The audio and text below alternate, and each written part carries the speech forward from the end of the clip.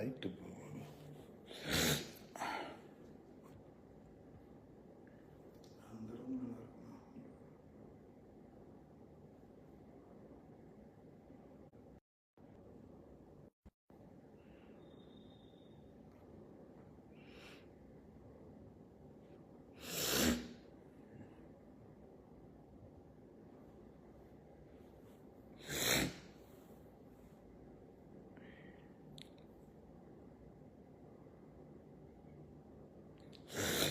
அன்பார்ந்த தோழர்களே, என் உயிரின் உயிரான விடுதலை சிறுத்தைகளே, உங்கள் அனைவருக்கும் என்னுடைய பணிவார்ந்த வணக்கத்தை தெரிவித்துக் கொள்கிறேன்.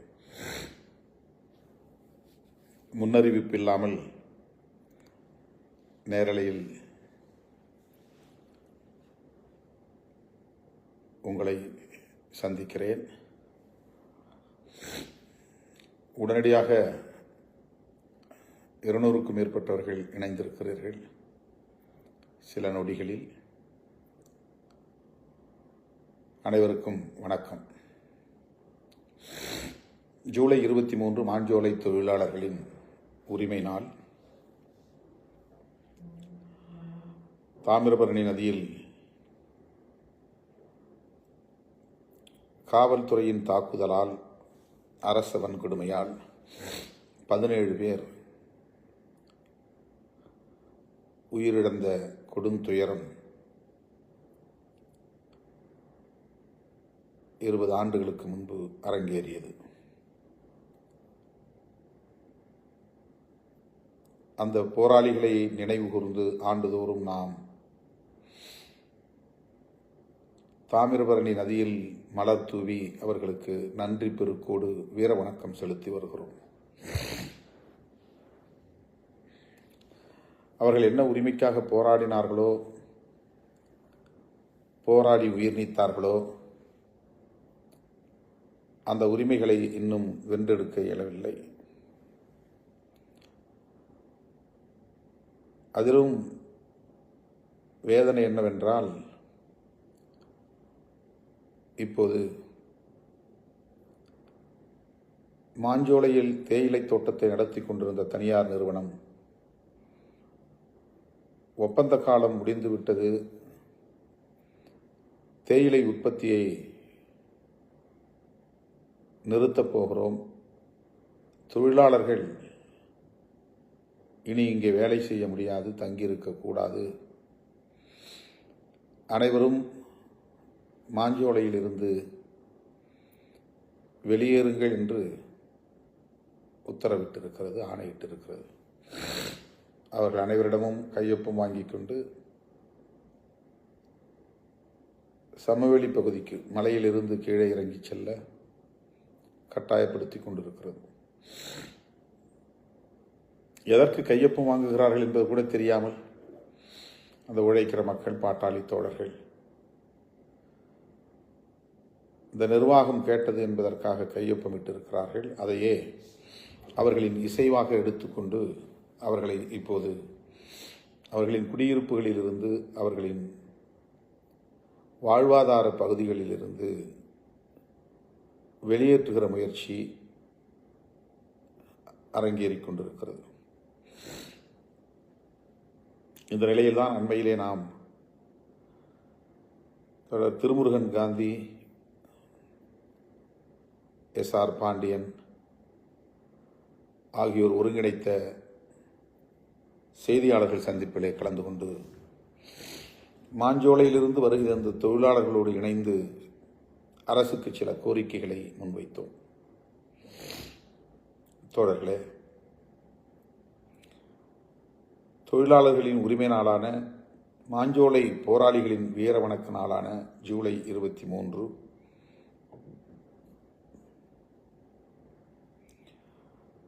நண்பகல் 12 மணி அளவில் விடுதலை சிறுத்தைகளுக்கு நேரம் ஒதுக்கப்பட்டிருக்கிறது. மாவட்ட செயலாளர்கள் முத்துவளவன், MC சேகர், அருட்செல்வன், செய்தி தொடர்பாளர் நடராஜன் மற்றும் MC கார்த்திக் போன்ற தோழர்கள் முன்னின்று நாளைய நிகழ்வை ஒருங்கிணைத்துக் கொண்டிருக்கிறார்கள். கட்சியின் முன்னோடிகள், மூத்த தோழர்கள் அனைவரும் தவறாமல் அதில் பங்கேற்க வேண்டும். நான் புதுதில்லியில் இருக்கிறேன். நாளை பட்ஜெட் நிதிநிலை அறிக்கை தாக்கல் செய்கிறார்கள். இந்திய ஒன்றிய அரசின் நிதிநிலை அறிக்கை. ஆகவே நான் நாடாளுமன்றத்தில் இருந்தாக வேண்டும். எனவே இந்த ஆண்டு என்னால் நெல்லைக்கு, தாமிரபரணிக்கு, மாஞ்சோலை தொழிலாளர்களுக்கு வீரவணக்கம் செலுத்துகிற நிகழ்ச்சிக்கு வர இயலாத நிலை உள்ளது. அதற்காக பெரிதும் வருந்துகிறேன். நமது கட்சியின் சட்டமன்ற உறுப்பினர் பனையூர் பாபு இந்த நிகழ்ச்சியிலே பங்கேற்க இசைவளித்திருக்கிறார். அவர் நாளை சென்னையிலிருந்து மதுரை வந்து மதுரையிலிருந்து திருநெல்வேலிக்கு வர இருக்கிறார். அவருடைய தலைமையில் இயக்கத்தின் முன்னோடிகள் அணிதிரண்டு தாமிரபரணி நதியிலே மலர் தூவி அவர்களுக்கு வீரவணக்கம் செலுத்த வேண்டும் என்று கேட்டுக்கொள்கிறேன்.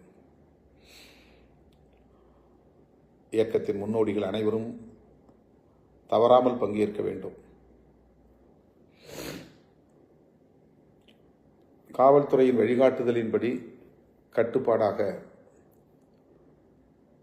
பொதுமக்களுக்கு இடையூறு இல்லாத வகையில் அந்த நிகழ்விலே பங்கேற்று அந்த போராளிகளை நினைவு கூர்ந்து சிறுவன் விக்னேஷ் உள்ளிட்ட 17 பேருக்கும் ஓடும் நதியில் நின்று அவர்கள் சிந்திய ரத்தம் கரைந்தோடிய அந்த உயிர் நதியில்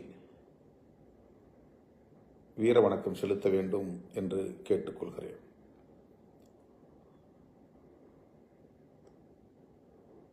நான் வரவில்லை என்பதனால் நிகழ்ச்சி இல்லை என்று தோழர்கள் வாளாவிருந்து விடக்கூடாது. நிகழ்ச்சியில் பங்கேற்காமல் அலட்சியமாக இருந்து விடக்கூடாது. களப்பலியாகக்கூடிய போராளிகளுக்கு நாம் வீரவணக்கம் செலுத்துவது அடுத்தடுத்த தலைமுறையை போர்க்குணத்தோடு வளர்த்தெடுக்க வேண்டும் என்பதுதான் அடிப்படை நோக்கம். எதை இழந்தாலும் போர்க்குணத்தை இழந்துவிடக்கூடாது. போர்க்குணம்தான் உழைக்கும் மக்களின் உரிமைகளை வென்றெடுக்கவும் தொடர் போராட்டத்தின் ஊடாக இறுதியில் விடுதலையை வென்றெடுக்கவும் மூல ஆற்றலாக விளங்கும். வீரவணக்கம் செலுத்துவது போர்க்குணமா என்று கேட்கலாம். வீரவணக்கம் செலுத்துவதன் மூலம் அந்த போராளிகளின் வரலாற்றை நாம் நினைவு கூர்ந்து அதற்கான பின்னணியை அடுத்தடுத்த தலைமுறைக்கு எடுத்துச் செல்கிற ஒரு மாபெரும் பணி அது, களப்பணி. ஆகவே அந்த போராளிகள் எதற்காக களப்பலி ஆனார்கள் என்று இந்த புதிய தலைமுறையினர் அறிந்து கொண்டால் அவர்களிடையே போர்க்குணத்தின் வித்து ஊன்றப்படும். மேலவளவு போராளிகளுக்கு வீரவணக்கம் செலுத்துகிற நிகழ்ச்சி, இந்த தாமிரபரணி மாஞ்சோலை தொழிலாளர்களுக்கு வீரவணக்கம் செலுத்துகிற நிகழ்ச்சி, அதேபோல ஈழ விடுதலைக்காக உயிர் நீத்த ஈழ விடுதலை போராளிகளுக்கு வீரவணக்கம் செலுத்துகிற நிகழ்ச்சி, சாதி ஒழிப்பு களத்தில் ஆதிக்க சாதி வெறியர்களால் பலியான சாதி ஒழிப்பு போராளிகளுக்கு நாம் வீரவணக்கம் செலுத்துகிற நிகழ்ச்சி, இவை அனைத்தும் சமூகத்தை பற்றி அறிந்து கொள்வதற்கும் அதில் நாம் எவ்வாறு போராட வேண்டும் என்பதை புரிந்து கொள்வதற்கும் அதன் அடிப்படையில் நமக்குள் கனன்று கொண்டிருக்கிற போர்க்குணத்தை வளர்த்தெடுப்பதற்கும் ஏதுவாக அமையும். ஆகவேதான் வீரவணக்க நிகழ்வுகளில் தவறாமல் பங்கேற்க வேண்டும் என்று நான் கேட்டுக்கொள்கிறேன். மாஞ்சோலை தொழிலாளர்கள் இன்றைக்கு அந்த எஸ்டேட் தேயிலை தோட்டத்திலிருந்து வெளியேறும் நிலை ஏற்பட்டிருக்கிறது. பாம்பே பர்மா ட்ரேடிங் கார்ப்பரேஷன் என்று அந்த நிறுவனத்தின் பெயர். அவர்களுக்கான ஒப்பந்த காலம் வருகிற 2028 ஆண்டு நிறைவடைகிறது. 2028 ஆண்டு வரையிலும் ஒப்பந்த காலம் இருக்கிற போது அதற்கு முன்னதாகவே 2024 அவர்களை வெளியேற்றும் பணியில் தீவிரம் காட்டி வருகிறார்கள். அது ஏன் என்று விளங்கவில்லை. 2028 வரையில் ஒப்பந்த காலம் இருக்கிறது. ஓராண்டுக்கு முன்பு வெளியேற்றினால் கூட சரி, 2027 வெளியேறுங்கள் என்று சொன்னால் ஒரு ஆண்டு பிடித்துவிடும். 2028 ஒப்பந்த காலமும் நிறைவடைந்துவிடும். ஆனால் 2024 கட்டாயப்படுத்தி அனைவரையும் வெளியேற்றக்கூடிய முயற்சியிலே ஈடுபடுகிறார்கள். அவர்கள் 4 தலைமுறைகளாக அங்கே தேயிலை உற்பத்தியில் ஈடுபட்டு வருகிறார்கள். ஏறத்தாழ 500-600 குடும்பத்தினர் அங்கே வசிக்கிறார்கள். அவர்களில் பெரும்பாலும் அல்லது 100 விழுக்காடு என்றே சொல்லலாம் உழைக்கிற ஒடுக்கப்பட்ட சமூக பிரிவினர், இந்த மண்ணின் மைந்தர்கள், பூர்வீக குடிகள்.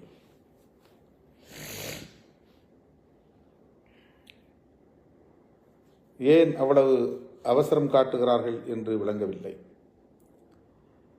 இந்த நிலையில்தான் அந்த மக்கள் முன்வைக்கக்கூடிய கோரிக்கைகளை வரவேற்று அவை அனைத்தையும் ஆதரிக்கக்கூடிய வகையிலே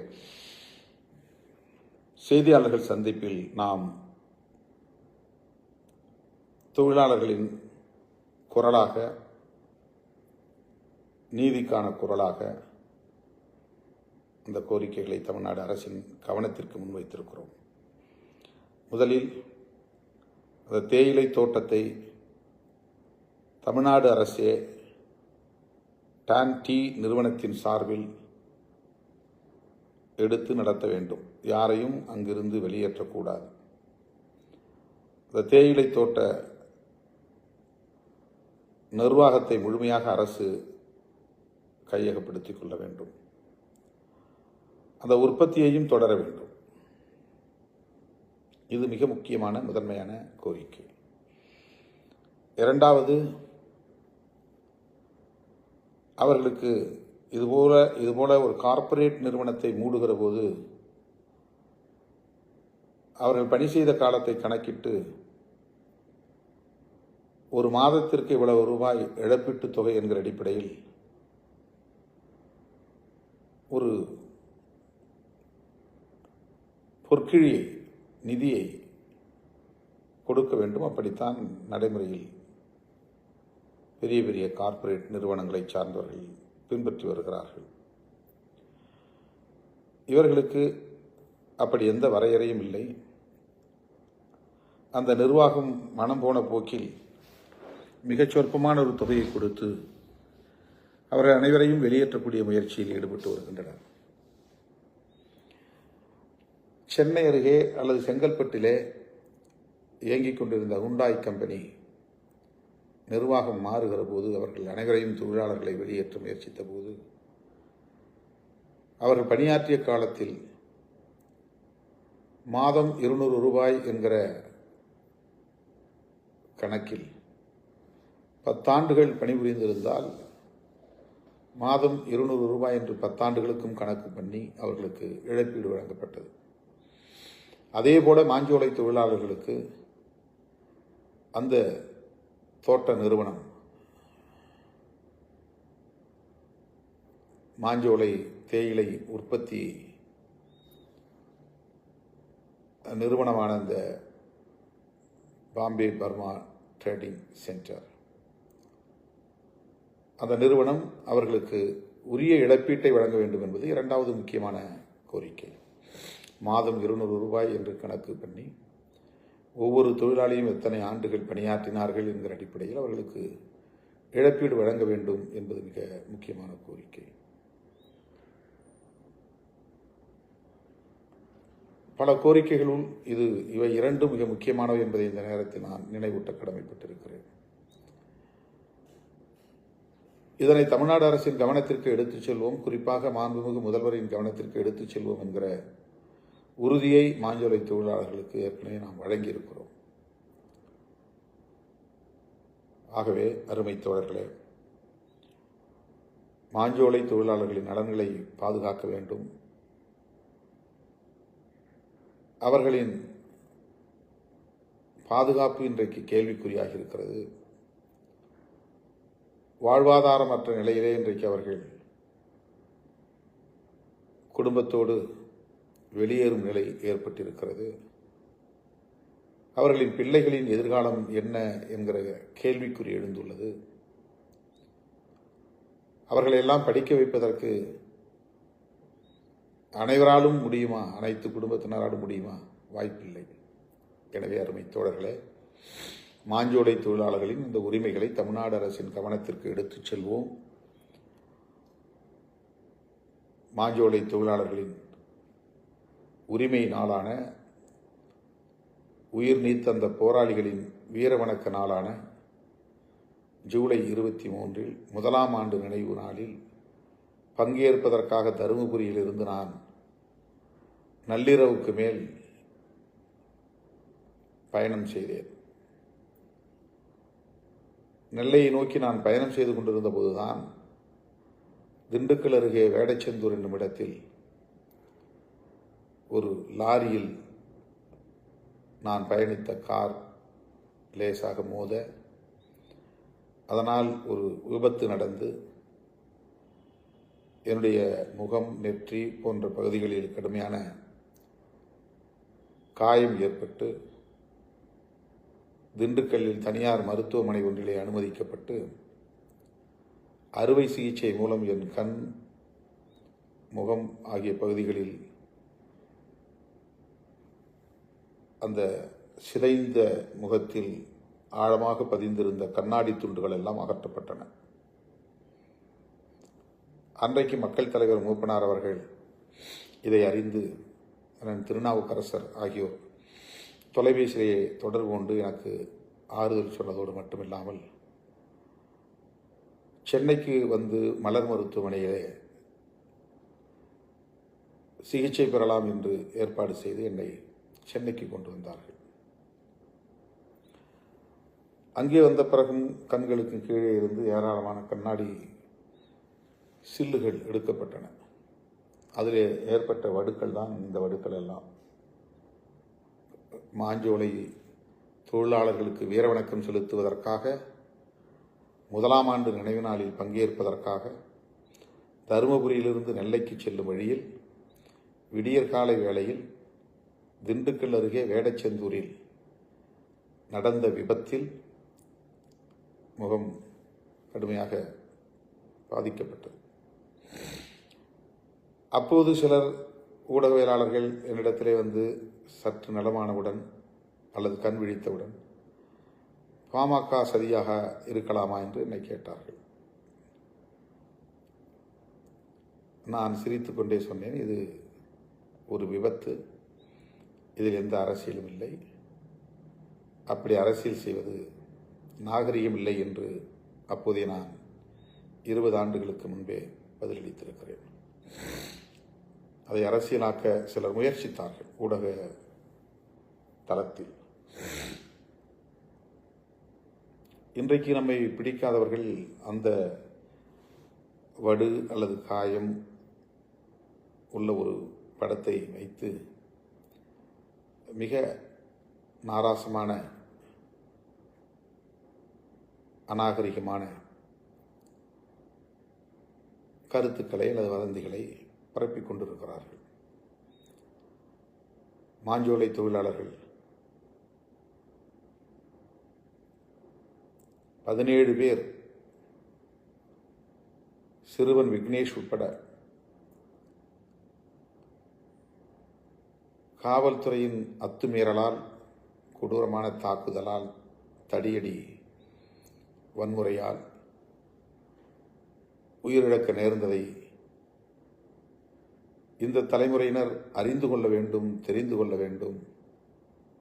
இந்த மக்கள் எப்போதெல்லாம் உரிமை கேட்டு போராடுகிறார்களோ அப்போதெல்லாம் கொடூரமான அடக்குமுறைகள் நடந்திருக்கின்றன.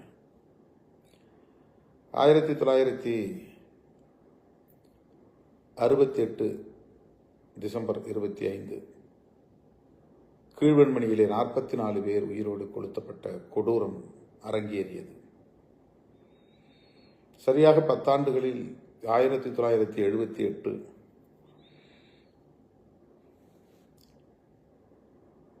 ஊஞ்சனையில் கோயில் நுழைவு உரிமையை கோரியதற்காக 5 தோழர்கள் கொடூரமாக கொல்லப்பட்டார்கள். 68 வெண்மணி என்றால் 58 முதுகுளத்தூர்.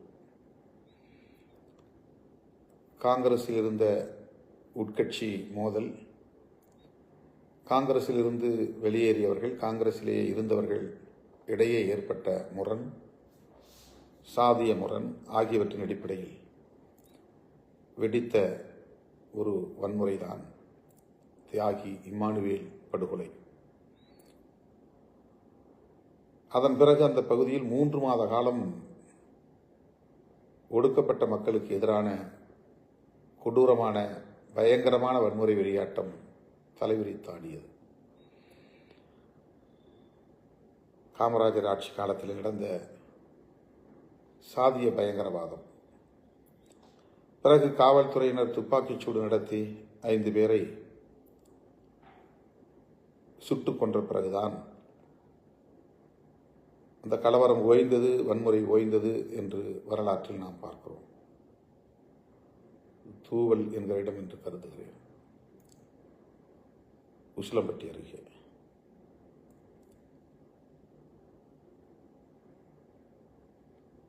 மன்னிக்க வேண்டும், முதுகுளத்தூர் அருகே. பரமக்குடியிலிருந்து முதுகுளத்தூர் செல்லும் வழியில் நடந்த பயங்கரவாதம். 58 முதுகுளத்தூர், 68 கீழ்வெண்மணி, 78 விழுப்புரம், 79 தான் ஊஞ்சனை. 78 77 78 விழுப்புரத்தில் 12 பேர் ஓட ஓட விரட்டி சந்தை பகுதியிலே ஒடுக்கப்பட்டவர்கள் கொல்லப்பட்டார்கள். விழுப்புரம், ஊஞ்சனை ஆகிய 2 எம்ஜிஆர் ஆட்சி காலத்தில் நடந்தது. வெண்மணி திமுக ஆட்சி காலத்தில் நடந்தது. முதுகுளத்தூர் காங்கிரஸ் ஆட்சி காலத்தில் நடந்தது. அதன் பிறகு ஜெயலலிதா ஆட்சி காலத்திலே, அதிமுக ஆட்சி காலத்திலே கொடியன்குளம், அதையொட்டி தென் மாவட்ட கலவரங்கள். மீண்டும் திமுக ஆட்சி காலத்தில்தான் மாஞ்சோலை தொழிலாளர்கள். அதன் பின்னர் சென்னகரம்பட்டி படுகொலை, மேலவளவு படுகொலை, இப்படி அடுக்கிக் கொண்டே போகலாம். ஆட்சிகள் மாறினாலும் சாதிய வன்கொடுமைகள் எல்லா காலத்திலும் நடந்து கொண்டே இருக்கிறது. ஒரு குறிப்பிட்ட கட்சி, ஒரு குறிப்பிட்ட ஆட்சி என்றில்லை. தமிழ்நாடு மட்டுமல்ல, இந்தியா முழுவதும் நடந்தேறிக் கொண்டிருக்கிறது. பரமக்குடியிலே 7 பேரை அடித்து படுகொலை செய்தார்கள். அண்ணன் ஜான் பாண்டியன் கைது செய்யப்பட்டார். அவரை விடுதலை செய்யுங்கள் என்று அவருடைய கட்சியை சார்ந்த தொண்டர்கள் 50 பேர் ஒரு இடத்திலே மறியலில் அமர்ந்தார்கள். அவர்களை அப்புறப்படுத்த காவல்துறை முயற்சித்தது. அப்போது தள்ளுமுள்ளு ஏற்பட்டது. போலீஸ் அதிகாரி மேலேயே கையை வைத்தீர்களா, எவ்வளவு திமிர் ஆணவம் என்று அவர்கள் மீது தடியடி நடத்தினார்கள். அந்த தடியடியில் அவ்வளவு கொடூரமாக அடித்தே கொலை செய்தார்கள். பட்ட பகலில் அரங்கேறியது.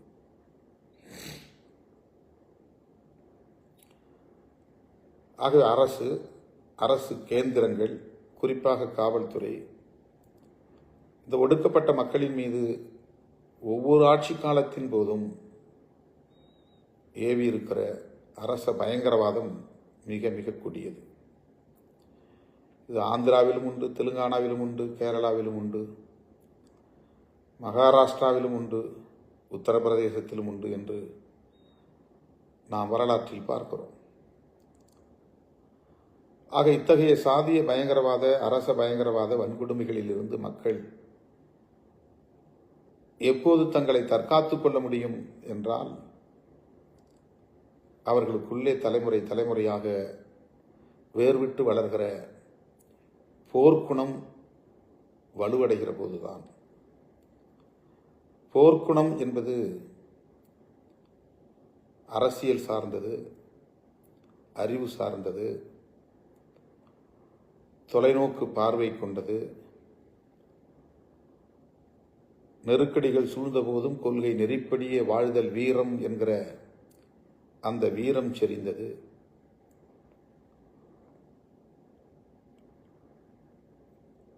உணர்ச்சியப்பட்ட நிலையிலே மட்டும் போர்க்குணம் என்பது முழுமையடையாது. உணர்ச்சி என்பது அதற்கு தொடக்க புள்ளி. அறிவும் துணிவும் என்பது அதற்கான வலுவூட்டுகிற முக்கிய பகுதி. அதுதான் போர்க்குணத்தை முழுமைப்படுத்தும். போர்க்குணம் என்பது கொள்கை தெளிவிலே இருக்கக்கூடியது, போராடும் துணிவிலே விளங்கக்கூடியது. அத்தகைய போர்க்குணத்தை வளர்த்தெடுப்பதற்கு இத்தகைய வீரவணக்க நிகழ்வுகள் தவிர்க்க முடியாதவை. ஏதோ நாம் சடங்குத்தனமாக செய்கிற நிகழ்ச்சியாக இதை கருதக்கூடாது. இந்த வரலாற்றை நாம் துண்டறிக்கைகளாக அச்சிட்டு வீரவணக்க நிகழ்வுகளில் தர வேண்டும். மாஞ்சோலை போராளிகளின் தியாகத்தை, அவர்கள் ஈகத்தை நாம் அடுத்தடுத்த தலைமுறைக்கு அடைகாத்து தர வேண்டும்.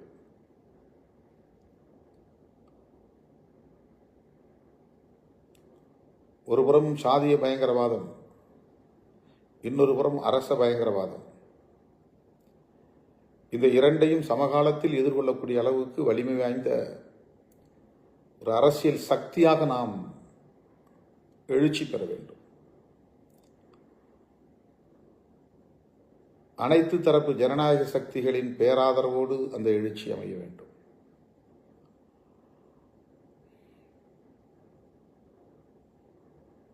சாதியின் பெயரால் நாம் தனிமைப்பட்டு விடக்கூடாது. தனித்த ஒரு சாதியோ தனித்த ஒரு மதமோ எந்த விடுதலையையும் முழுமையாக வென்றெடுத்து விட முடியாது. ஈழ விடுதலை போராட்டம் நமக்கு ஒரு படிப்பினை. ஜனநாயக சக்திகளின் ஆதரவை வென்றெடுக்க முடியாமலேயே அந்த போராட்டம் ஒரு முடிவுக்கு வந்துவிட்டது. இலங்கை தீவில் மட்டுமல்ல, இந்தியாவிலும் சரி, இந்தியாவில் மட்டுமல்ல உலக நாடுகளிலும் சரி, மனித உரிமை தளங்களில் பணியாற்றக்கூடியவர்களின் ஆதரவையும் நம்மால் வென்றெடுக்க முடியவில்லை என்பதுதான் கசப்பான உண்மை.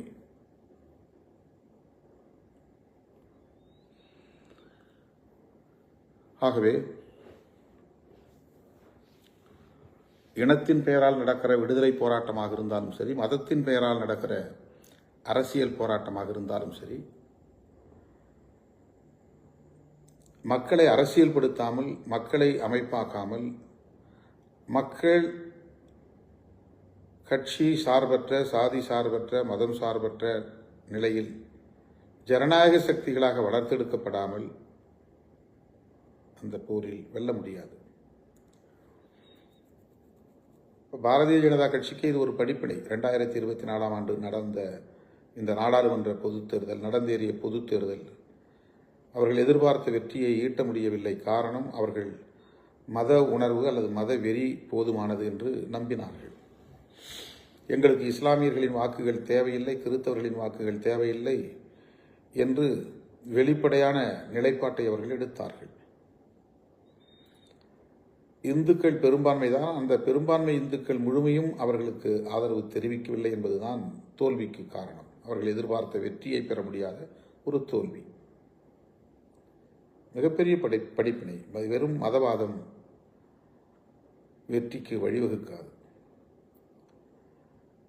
எல்லா நிலைகளிலும் ஜனநாயகம்தான் வெற்றி பெறும். ஜனநாயகத்தை இடைக்காலமாக பின்னுக்கு தள்ளலாம் அல்லது வீழ்த்தலாம். ஆனால் ஜனநாயகம் ஒருபோதும் தோற்று போகாது. அருமை தோழர்களே, ஜனநாயக புரிதலோடு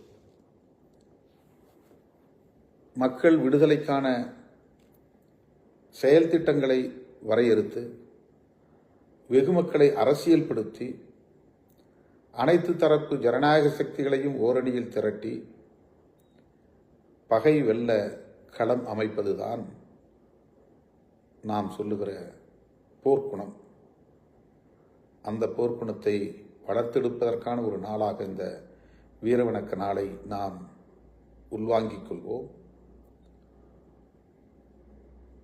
நாளை நடைபெறவிருக்கிற மாஞ்சோலை தொழிலாளர்களின் நினைவேந்தலை கட்டுப்பாடாக இயக்கத் தோழர்கள், என் உயிரின் உயிரான விடுதலை சிறுத்தைகள் அணிவகுத்து சென்று வீர வணக்கம் செலுத்த வேண்டும் என்று நான் கேட்டுக்கொள்கிறேன். நாளைய நிகழ்வில் என்னால் பங்கேற்க இயலாமைக்கு வருந்துகிறேன். கட்சியின் முன்னோடிகள் நெல்லை மாவட்டத்தை சார்ந்தவர்கள் மட்டுமின்றி தென் மாவட்டங்களை சார்ந்த அனைத்து முன்னோடிகளும் அந்த நிகழ்வில் தவறாமல் பங்கேற்க வேண்டும் என்று கேட்டு, மாஞ்சோலை தொழிலாளர்களின் உரிமைகள், அந்த தேயிலை தோட்ட உற்பத்தியை நிறுத்தக்கூடாது, அதனை தமிழக அரசின் கட்டுப்பாட்டில் உள்ள டான்டி என்கிற நிறுவனமே எடுத்து நடத்த வேண்டும் என்பது மிக முக்கியமான கோரிக்கை. அதை முதல்வரின் கவனத்திற்கு எடுத்துச் செல்வோம்.